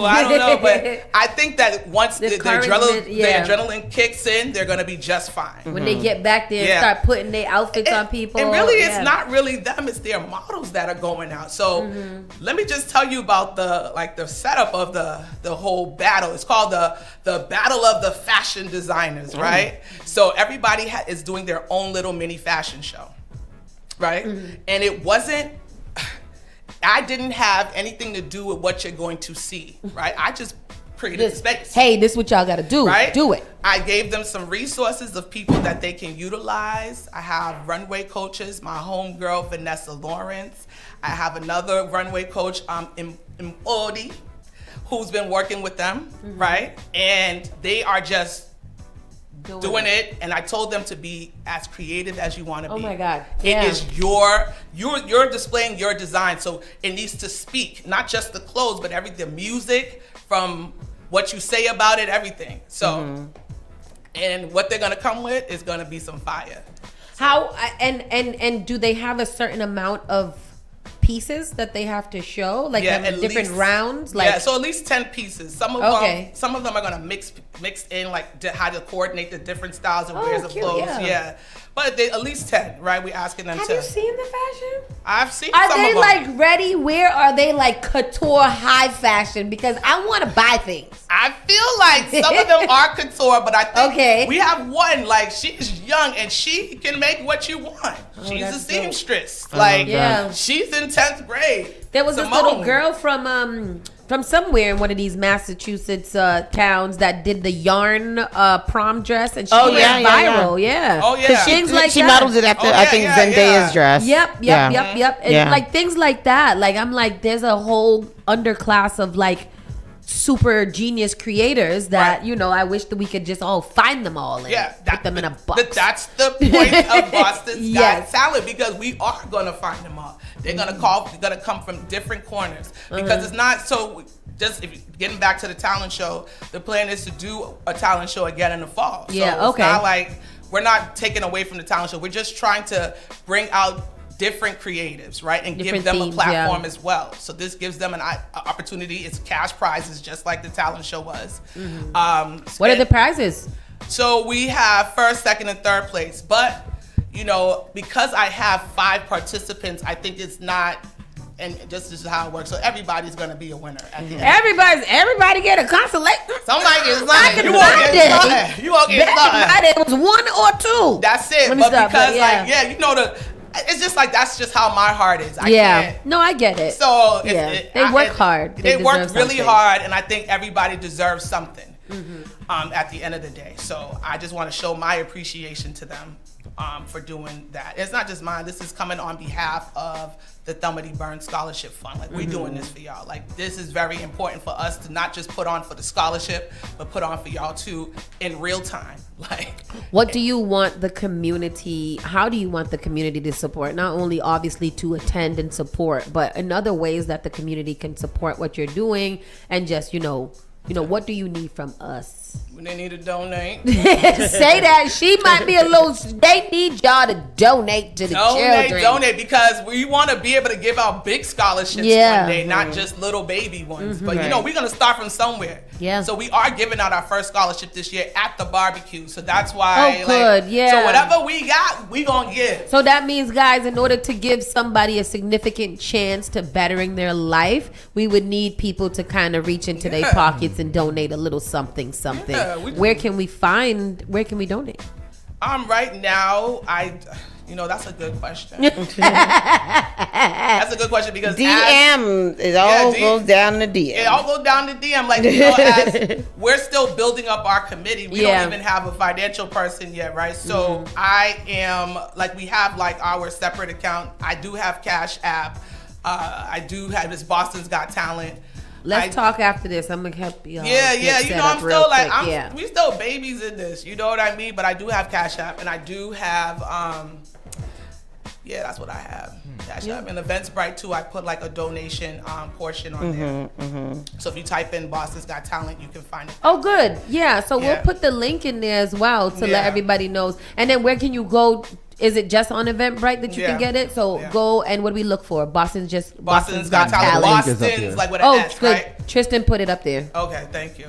Boston's Got Talent. You guys can donate right from there. You can register. Even if you don't want to come, or if you can't come, buy a ticket anyways. That all goes, I'm assuming, all goes towards the event and the scholarship as well. And then, like she said, slide in her DM and ask her where you want her to send a check at, because that's what we're doing. This is all for the scholarship, and so we can be able to do some type of programming right now, because right now this is like, resources that we have to pull from. Like, and thank you guys for doing that, because there's like, back in the day used to be a lot of talent shows at these high schools and stuff like that, and that has died down a lot. So this is another way for this generation to be able to at least, be amongst other creatives, like you said, make it into a networking, and for the public to see what is going on out here. I'm excited. I will be hosting it. Yeah, that's so what I'm excited about. Fun. It's exciting because I'm gonna be around a lot of my peoples that day, and we're gonna be putting this on for the city. And I'm glad that you're gonna be here to do this. I'm outside with it, and she gonna be there too, and him. Very nice. All of them. I'm dragging them out. Come outside to the children. So I also want to talk about some of the initiatives that we're gonna be doing with the scholarship. So I told you about the barbecue, but we're also gonna be doing a Just Mecco alumni gala next year. So we're pushing it out for April next year. So we're gonna need a lot of volunteers. So what we're looking for are representatives from each district, right? To kind of help us connect to your district, so we can get them all Mecco. All Mecco. Okay. Yeah. That would be kind of ill. That's like long overdue. It's long overdue, and you can come there dressed nice, and and it's a good It's gonna be a good networking opportunity. We're gonna do awards. It's gonna be food. It's gonna be nice. I wanted to use the Thelma D. Burns building, but I'm like, I don't know. You can't serve alcohol there, and I'm like, I don't know. Us adults need libations. Need adult beverages. Y'all to donate a little bit. No, I'm just kidding. But so we're up in the air where it's gonna be. So we can talk to you about that too. Got a couple pieces in the mind as well. Okay. Yeah. We'll talk. But in order to do these things too, we need to be able to fund it. Money. So But right now, I don't go to church often, so this is the way I tithe, is to the community. I love that. I ask God, that's beautiful. You ask God to make you ask God to bless you so you can bless others, and that's what I asked them. So that's what it is. So don't bother me. It's just where 2 or 3 are gathered. I'm telling you. Shout outs to God. Yes, shout out to him, to the man upstairs. For real, because he knows my heart, and I just love connecting people. So another thing you asked me what I'm looking for is the mentorship. Okay. Like you have people who want to do what you're doing. For example, they need you. They need to know how to get to these steps, how to put them in these places, right? And some of them are shy, so they're not going to say anything, right? So, but I'm trying to teach them, get out of your comfort zone. And reach out. I need to learn that too. They might need to mentor me because sometimes I'll be like, oh, God. And you can learn from these kids. Yeah, absolutely. Sometimes adults think they cannot learn from kids. They always shy. Like I listen to my kids, and I know sometimes they think like she thinks she know everything, but I listen. And so you can learn from children too. The children is your best teachers. That's school of the hard knocks right there. 'Cause they will tell you. And being around them keep you young. I love being around. I love being around teenagers because they got so much confidence. And they got and so I feel much like to I'm pulling off of your energy. Like, yeah, give me that. Like I want to feel what you feel. Like you feel. Some of them feel like they're invincible. And they should. And I remember feeling like that. I was like, I need to get back to that. I need to get back to that girl who thought she could do anything. And I want to make sure that you just got to pull it out. Yeah, if she been dormant for a long time. She been dormant. Whip it fresh. I don't know. She been dormant for a long time. So yeah, that's what we have going on. And I also wanted to plug in. I connected with Sheena from Boston Black. Yep. And, they're doing their Black family reunion. So when I connected with her, I said, "Hey, girl. A family reunion gotta have a talent show, right? Like, come on now. I put on family reunions, been a part of committees that we've done talent shows." She's like, that's a good idea. So I was able to get that. So I'll be curating the talent show for the family reunion. Oh, that's gonna be dope. It's gonna be kids. Oh, good. Because so they all usually ages, have a lot right? of kids there. Yeah. All ages. So you can hit me up. I do have a website. I gotta look it up though, because this is what happened. I have shout out to Tara who set that website up for me. Because I'm like, girl, I don't know, but I do have a website for if you want to sign up for it. Okay. Because I only have limited amount of slots. Yeah. And I want to be able to, first come, first serve, or we may set up auditions just depending on the timing. But I want to be able to showcase, because what they noticed last year was that kids wanted to be on stage. They were kept on jumping on the stage and doing this. They wanted to be on stage. So if they got more dances this year. Oh, they sure do. Moms and dads, aunties, grandparents, cousins, godmothers, godfathers. If you got little, I'm gonna use my daughters, they're little Aubrey out, who like to entertain. Bring them forward. I have a limited amount of slots. I think I can probably do at least 8 slots. So first come, first serve. I already have some kids that are interested. I got a young group that their father's putting them on. We're going to see a rendition of Candy Girl. I'm putting them on right now. I'm excited. So that is going to be on July 26th. July 26th. Yes. So people, make sure that if you want your kids, if you got a hidden talent child, you sign them up for the talent show. And just keep in touch with Ioma in general. Obviously, she has a lot going on for the youth. She has a lot going on for the adults and the alumni of different things. So that is something that we want to make sure that you guys are keeping in tune with, and just kind of following the people who are putting on for the city. Yes. Put on. So where can we find more information about everything right now? Or if we just wanted to go to a centralized location, would it be your page? Yeah, you can go to my page. And you know what? For my last time being on here, I just changed the page to my name. I saw that, yeah. Because I think it's just easier. So IHIOMA, it stands for good thing, good fortune. So I'm like, why not just use your own name? Yeah. Ioma B. So you can find me on there, or you could go. I have an Instagram page for Boston's with an S Got Talent. Yeah. Ooh, I'm gonna follow that right and now. then when I created that page, I noticed other people started creating pages very similar to Boston's Got Talent. I'm like, you know what, girl, I love trendsetters. I love doing that. I'm like, it's fine. I love it. I don't trust me. Imitation is the highest form of flattery. I don't get mad. I smile. Like, that's so nice. Thank you for doing that. Yeah. So go follow Boston's Got Talent. Yeah. You can follow the page so you can see what else is going on. Follow Ioma's page. It's going to be connected to that. And then that way you can find out all the information. Again, this is 1155 Talbot Ave at the Lee School, aka the Perkins Center.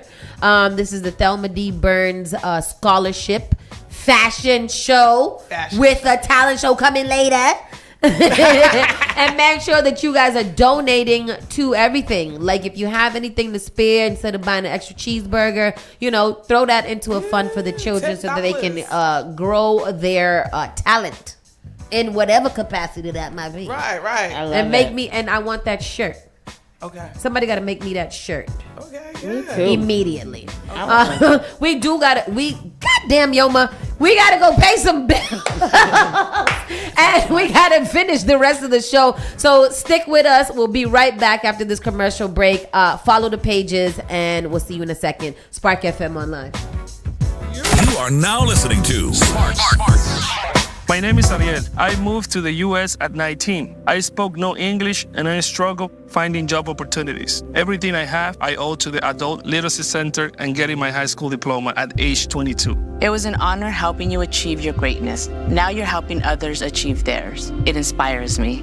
When you graduate, they graduate. Find free and supportive adult education centers near you at finishyourdiploma.org. Brought to you by Dollar General Literacy Foundation and the Ad Council. Prioritize your mental well-being with Coogee Jackalia Wellness Center, a Black woman-owned therapy practice committed to culturally affirming care that understands you. Our licensed therapists specialize in personalized care, offering virtual sessions Monday through Friday by appointment, because your healing should fit your schedule. At Coogee Wellness, we embrace the principle of Coogee Jackalia, meaning self-determination, the power to define, create, and speak for ourselves. Your healing journey is yours to own, and we're here to support you every step of the way. We also offer individual, child, couple, and family therapy, helping families connect, heal, and thrive together. Visit us at CoogieWellness.com and book your appointment, because when you heal, the community heals too. Finally Home is a must-read, step-by-step guide that will equip any first-time homebuyer with the knowledge they need to confidently make informed decisions. This book provides answers in simple and clear terms to most, if not all, of the questions you may have about credit, home ownership, and generational wealth. Finally Home equips the reader with the confidence to be engaged with the home buying process without feeling vulnerable or exploited. Tailor-Made Real Estate Easy is not just a catchy hashtag. It is real estate agent and radio personality Taylor Andre's goal. A goal to simplify one of the most challenging processes you will go through as an adult. A goal to educate you properly on credit and teach you the strategies to finding the home of your dream. It is not just a good book or an easy read. It is the secret to a seamless home buying experience.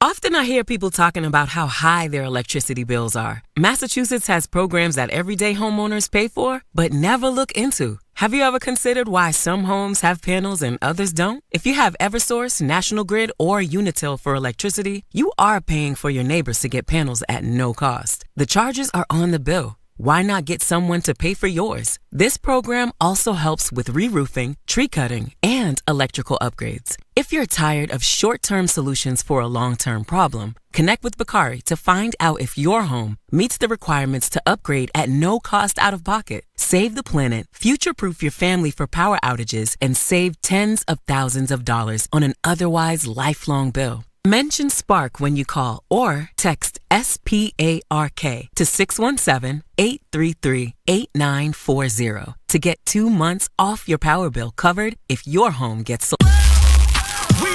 Boston's new home for urban Caribbean music. Spark FM. Spark FM. Playing all your favorite hits from reggae. Spark FM. If you no mess with the way you are gonna see a million. We got the Congo long just like the Amazon. Spark FM. I know that life is not easy. No say we are for win. Walk with the camera like Jesus. Soca. Hip hop. Yeah, we on and we going crazy. R&B. You could do damage. You could do damage. Afrobeats and much more. Spark FM. Spark FM.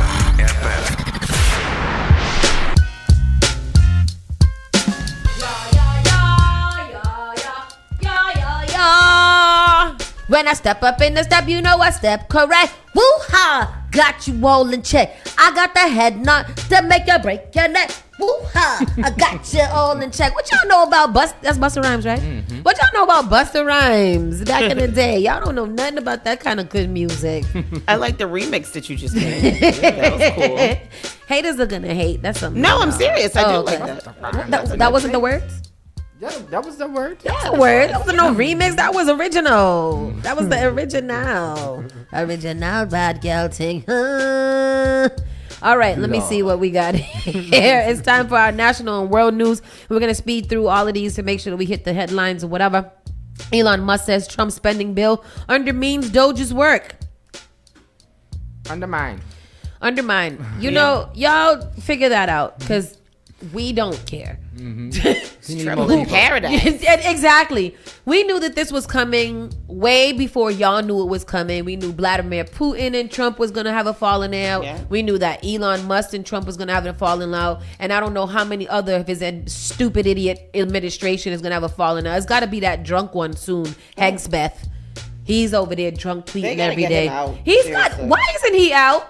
I don't know, cause what? Nobody can be impeached no more. No, he's not out because people with IEDs, what is it called? Well, people with IEPs can't be expelled. No, he said that he's gonna be trying to not be so active. No, Elon said that he's not, but Hegseth, Hegseth, the drunk one, he's over there like he was literally drunk tweeting the other day, and I'm not really sure how.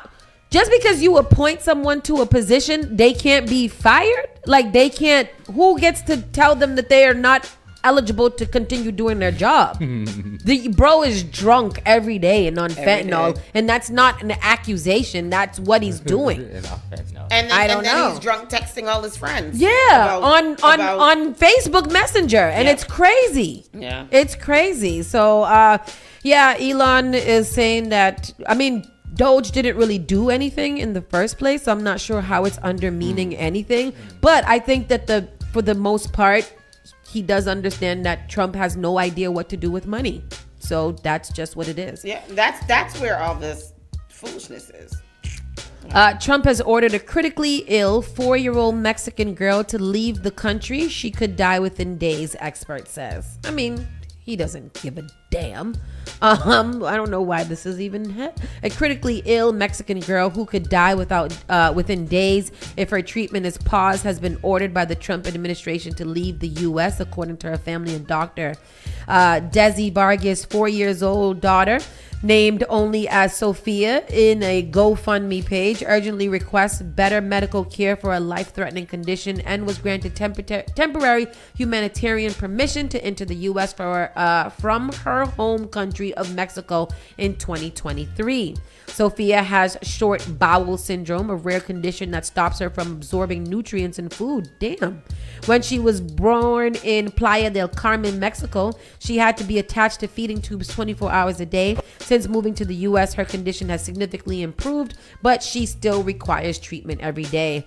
Now, the Trump administration has ordered Sophia's deportation, leaving her at the risk of death, an attorney representing the family said. This is a textbook example of medical need. Rebecca Brown of the pro bono firm Public Counsel told the paper, and here is the clip.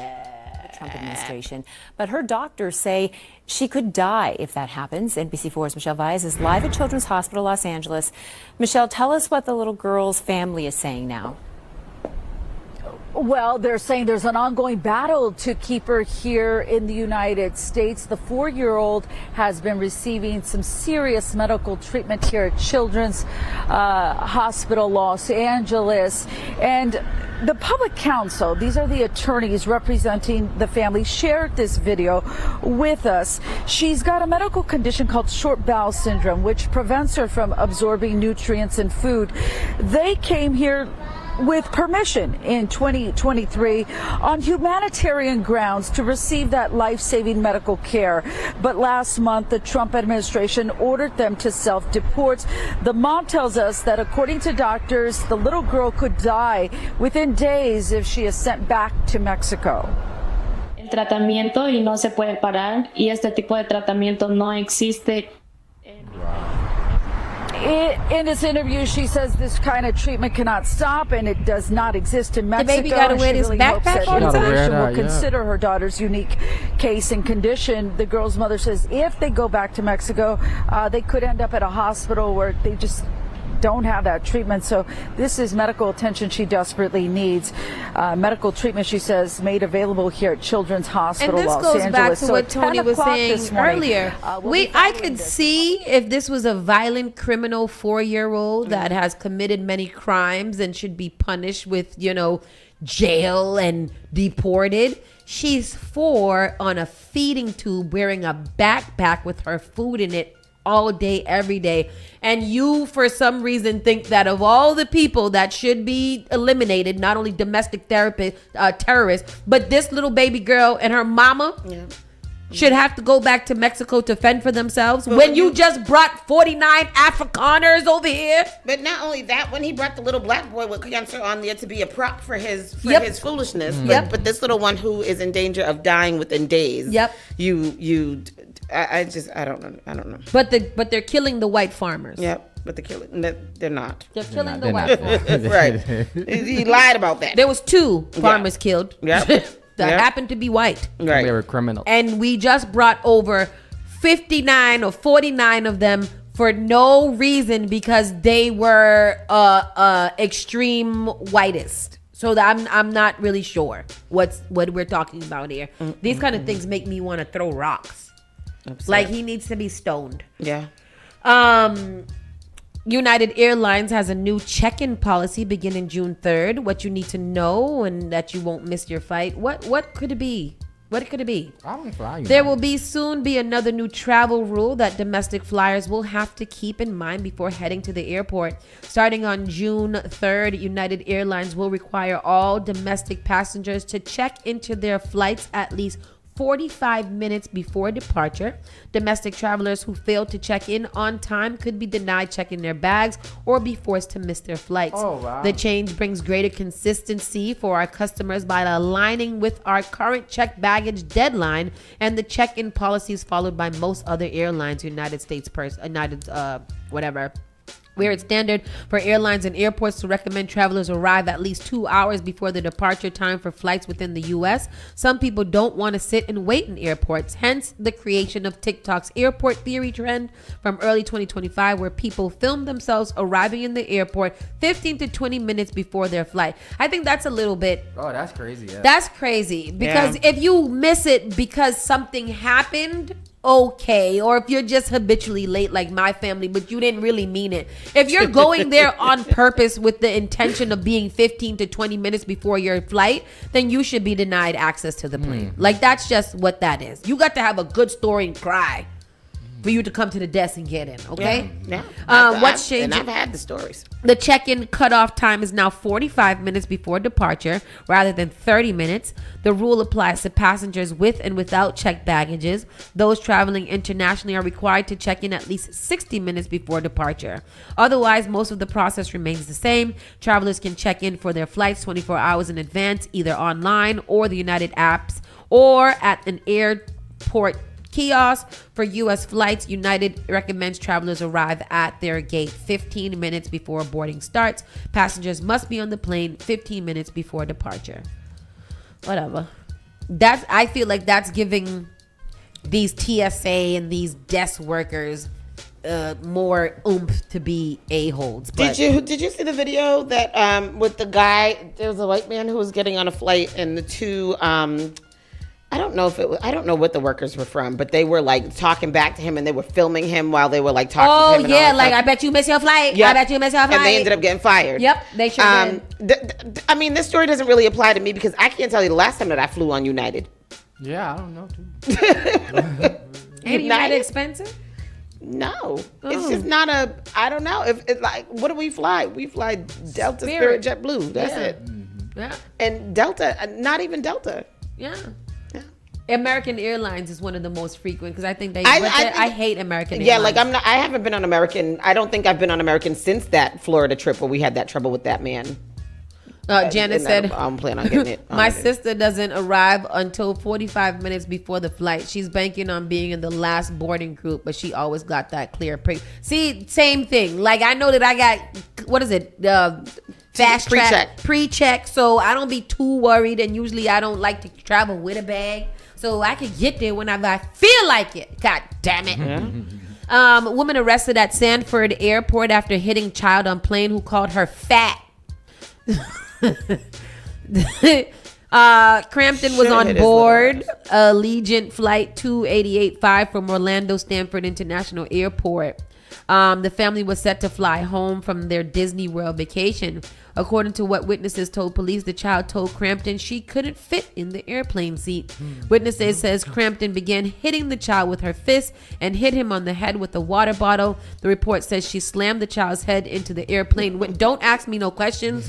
The report says the child used his arms to cover his head. Airport officials haven't said how old the child is. However, Crampton police the child was very rude and disrespectful during their trip to Disney. After the child called her fat, Crampton told police she took his phone away. She claims he pushed her arm off the armrest twice, and that's when she began smacking him.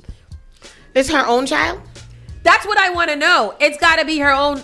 Go to the clip, because I got to understand, Tristan, what I'm reading here. Here goes the clip. Arresting this woman, Christy Crampton, who they say repeatedly hit a child on a plane. She's charged with felony child abuse. Channel 9's Ashlyn Webb explains what witnesses say led up to the woman being cuffed. Airport police say they arrested her at the gate after the pilot requested for law enforcement. This arrest report says it all started with the child calling the woman fat and Miss Piggy.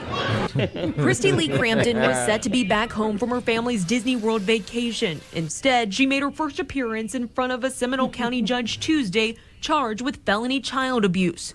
Allegiant Flight 2885 to Hagerstown, Maryland was set to take off from Orlando Sanford International Airport just before 2 p.m. Monday. But according to this arrest report, Crampton and witnesses on the plane tell police the child called Crampton fat and Miss Piggy, telling her she couldn't fit in the airplane seat. That's when witnesses say Crampton began hitting the child with her fist and then hit him on the head with a water bottle. Who is the child? And the report says she slammed the child's head into the airplane window. The child used his arms to cover his head. Airport police haven't said how old the child is, but Crampton told police the child was very rude and disrespectful during their trip to Disney. After the child called her fat, she took his phone away. She claims he then pushed her arm off the armrest twice, and that's when she began smacking him. But police and witnesses say she went beyond typical disciplinary actions. One witness saying the woman was not correcting the child, she was abusing him. The report says the FBI was notified because it happened inside an airport. A Seminole County judge granted the woman a $10,000 bond. Reporting in Sanford, Ashlyn. Why aren't they calling the child her child, right, or a child that she was traveling with? Y'all made it seem like this is some stranger, and the child was probably being rude, and he needed to get his head slammed into the window. Yeah, I mean, she didn't have to beat him up so bad, but I mean, I understand pushing him down a little bit. Wow. That was I'm not laughing because you, first of all, everybody knows you don't beat your child in public. Number one. Right. Number two, you doing it at the airport, on the plane with his people around you. Number three, duct tape him next time to the chair so he won't. Poor mama though, she was frustrated with this little, especially coming from Disney, where she probably spent all of her money, Can you and imagine? feeling like they should be more grateful and they not. And you gonna sit here and call me fat and Miss Piggy and say nana nana nana boo boo, you can't fit your fat ass in the seat. You got to get slammed. Yeah. And that's what's wrong with America. Yeah. The children ain't being slammed into the windows. I'm not in disagreement of her hamming up the little nigga. I'm not in disagreement. She said he was rude. He was probably being rude. Yeah. You know them children is rude. They are rude. They're out of control too. Yeah. They're ridiculous. Last night I had to show the two children, your son and my son. First of all, Sparkell and CK was fighting like siblings yesterday all evening. They had me set the F off. I had to grab Sparkell by his face. And then I had to show them this clip that my friend sent me. Everybody loves Chris, when Chris snapped at his mother by mistake one time. And the next thing you know, he was in the hospital. He's laying on his stomach, and the doctor comes in and puts up the X-ray. And she was like, "How's he doing?" And he was like, "He's doing all right, but you're not going to be able to wear this shoe for a while." The shoe was lodged right into his behind. And I said, "This, y'all see? All right. F around and find out." I'm with it. F around and find out. I made them watch that clip like 3 times. CK was like, "I don't want to watch it anymore." Well, that's exactly where you going to be. Let me get you on an airplane. I tell you, boy, I know the secrets now. Boy, I beat your ass on the plane. Hit you right on top of the head so they don't see the bruise. Shoot. We do not condone violence or bullying of parents and children here at Spark FM. Listen. I'm going to go right into the fun things. Trump pardons reality show couple convicted of bank fraud and tax crimes. Yeah. Do you used to watch them or something like that? Or do you know I did. I was watching that show heavily. I love that. Chris Lee's. So they're a real estate couple, just rich white people, but he's very, very effeminate. And he has this wife, and they have 3 children. They have 3 children together. He has some previous kids or whatever. It's just about their family, but they were very entertaining. His mother, very, very entertaining. They ended up getting sent to jail for what? Tax fraud. Tax fraud. So like millions of dollars. Yeah, and for a long time too. And so now everybody was like, when they went to jail, everybody's like, "Oh my gosh, Chris Lee's are going to jail." The husband and the wife went to jail. I remember that. And now it looks like Trump is pardoning them. Yeah, he pardoned them. They're free to go. They're out of jail. He called the son and the daughter personally. They look fake. That's like where I learned about Zaxby's from. Oh, really? From that show. Oh. Yeah, so they're free. It doesn't seem like the world is too much in an uproar about it because they were pretty much very liked, I guess. Well, whatever. I think I've seen that there's a lot of people from down in their area who are like, this president obviously has no respect for the judicial system, for being the law, like at all. Yeah. And I think that even like it's white privilege. Yeah. Because you letting people like these people off for tax evasion, the mayor for whatever. Like the people that he's been pardoning are actually people that are terrible people. Yeah. You know, so I mean, what do you do? Yeah. Diddy. So yesterday was the Diddy third day of trial for the third week. Third day. Yeah, and Capricorn Clark was the star witness. She is bringing this whole case together. She seems more a star witness than Cassie was at all. Because she has, kind of opened the doors to many of the things that people have been asking about the RICO and about the racketeering and whatever. So the sex trafficking trial of Sean Diddy Combs continued Tuesday in Manhattan federal court with his former assistant Capricorn Clark testifying that he repeatedly threatened her life, subjected her to lie detector tests, and forced her at gunpoint to join him in an apparent plot to kill rapper Kid Cudi. It's crazy. Her story was crazy. Clark also testified that she typically worked 20-hour days for Combs, starting at 7 a.m. and ending around 4 a.m. She barely slept. She said that that and the stress of her job led for her to develop alopecia. She said on a good day, she maybe got 4 hours of sleep. And on a bad day, she maybe got 2 hours. Clark said that part of her job involved setting up hotel rooms reserved for Combs using the alias Frank Black or Frank White. Ahead of his arrival, she would unpack... Wasn't that Biggie's thing? Yep. Yeah. She would unpack his belongings, including baby oil, lubricant, drugs, and cameras, as well as IV drips, she told the court. And she would sweep the hotel rooms after he left.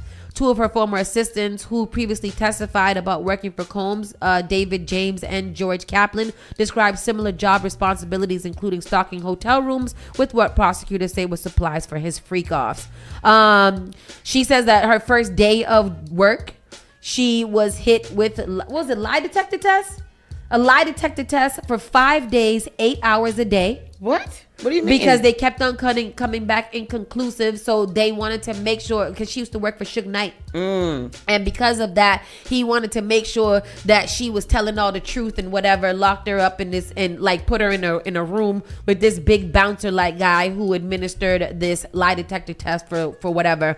She said that he was the one that ended up breaking into Kid Cudi's house. Okay, and he it's not like Cassie was like, oh, here's the address to Kid Cudi, what everybody was trying to make it seem like. She was like, oh, and Cassie gave, like, Capricorn Clark went with Diddy to break into the house while she's the one that was there with him. Yeah. Oh, okay. So when he went inside, she called Cassie to let Cassie know that he had broken into Kid Cudi's house. Okay. And that's when Cassie and Kid Cudi, and told them what was going on. Can I ask a question though? Let me get back to what you said just now. So her first couple of days at work, he subjected her to all of this lie detector tests and stuff like that, and so she stayed and took the job. Yeah. Okay. She stayed and she took the job. He said that he had threatened Kid Cudi the whole entire time. And something about it, like she had came to work with him in some capacity. She had ended up leaving, and then she came back. I guess she went leaving and worked with Suge Knight. She came back, and that's when he had her do the lie detector test because she had been blacklisted and couldn't find a job anywhere else. So he rehired her as Cassie's assistant. So I think that is why she ended up coming back, because she couldn't find no job because she was blacklisted. And go ahead. One of my friends on Facebook has been doing these really, really good Diddy trial updates. Jill. Yeah, that's the one. Yep. And I'm like, oh my gosh, Jill, like, how you know all of these things? So I've after the fact. So I'm hearing from you now. No, but I got it from her this morning when I read all the details. Oh, okay. What else happened? After they left Cudi's house. Yep. She said that Puffy got a hold of Cassie and beat her to the ground, to the point where she had to walk away and call Cassie's mother to tell Cassie's mother that Puffy was beating her behind, like beating the brakes off of her. Yeah, beating the brakes off of her, and telling her she couldn't call the police because of her NDAs and stuff like that. Yeah. But that Cassie's mom should call the police because he's gonna pretty much kill her. If you sign an NDA about something, but then you witness somebody being almost killed, you're not gonna break the NDA to you go to jail. Yeah, but I don't know if I'm going to jail because you want to get your I don't know if I'm going to jail because I want to break this NDA. I don't know if that's what I don't know. I don't think that I could. I'm trying to play devil's advocate. I don't believe that I could even attempt to work for somebody like Diddy. Yeah. Like I wouldn't even. I'd just be like, this is too much.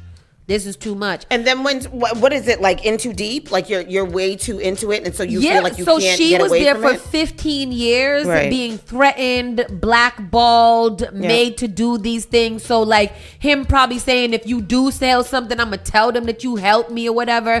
I just don't like. I get all the questions and all the things about people saying like, why'd you stay? I feel like when you're dealing with somebody as powerful and big and as mogular as Diddy, you're kind of just doing what you have to do to not get killed. Like I feel like he's that devious of a person that a lot of people maybe didn't feel like they had the choice to get out. So I don't get the whole thing, but from reading it, it seems like she felt fear for her life. So these people who are testifying now, they're more like character witnesses to talk about the type of person that he is. So at this point, it's gone over. At this point, it has gone over beyond character witnesses. Now they're trying to set up to say, hey, I was under duress while I had to go from state to state and set up these freak-offs for this girl, implying the racketeering and the trafficking thing. So I think they're now getting in. They set up the character already of who he is. They know he's dangerous. Now they're trying to put the pieces together of why he's being charged for racketeering, why he's being charged for trafficking, because he was all over the place making these people do these things for him. So that's the organized crime, I guess. Are they? No, the people testifying there are what? They are the maybe. You know, the thing is, Fresh Jan, they probably are criminals too, because they said the defense tried to get her on the fact that, oh, you used to be, you know, smirking and you used to be, you know, like you stayed in it and you used to throw your power around too or whatever. You know, like I don't know. I think they're definitely all guilty by association. Yeah, absolutely. And whether they had like my original question, whether they had NDAs or not, if you just stood by and saw this woman being beaten to within inches of her life, that is criminal. Yeah. That's criminal. I mean, in this case, I guess she said she tried to help by calling the mother and telling the mother to call. I don't know if the mother ever did call or it would have been crazy for her not to call if somebody's telling you somebody's beating the brakes off your daughter. Right. So I don't know. This is just all very crazy to me. This is all it's sad and it's disgusting. Nasty. Yeah. Because even if that's what everybody wanted, why would you feel good about beating somebody's behind to the ground and kicking them and stomping on them and then and just things? continuously doing it? Like I don't know. What is it in you that makes you do that? What kind of power? Yeah, money, power, respect. That is the devil. Literally, to keep the root of all evil is that, which is terrible. 50 Cent gets a green light to seize a former employee's house, then gets back to mocking Diddy. Kim Kardashian reportedly steps to security for her kids during school runs amid Kanye West concerns. She should have never married that man. She should have. She got in over her head with that one. She thought it was gonna be a regular black dude. And then she just has all these kids for him now, and the only thing that she can do is to just keep them away from him, which is just awful that you even have to say. But he's not safe for those kids. He doesn't see, like, I was reading the comments and people be like, oh, the kids are the only one that keeps him sane. Clearly not. Not even if he's not directly talking to them, he has to understand that his kids have social media and they can read. So I'm not sure what he's doing goodly for them. He did say he's not anti-Semitic anymore. Oh yeah, he went on a rant to apologize to everybody and everybody. And everybody. Yes. You know, that's what he did. He's apologized. He said sorry. Can't get right. That's like Hitler coming back and be like, my bad.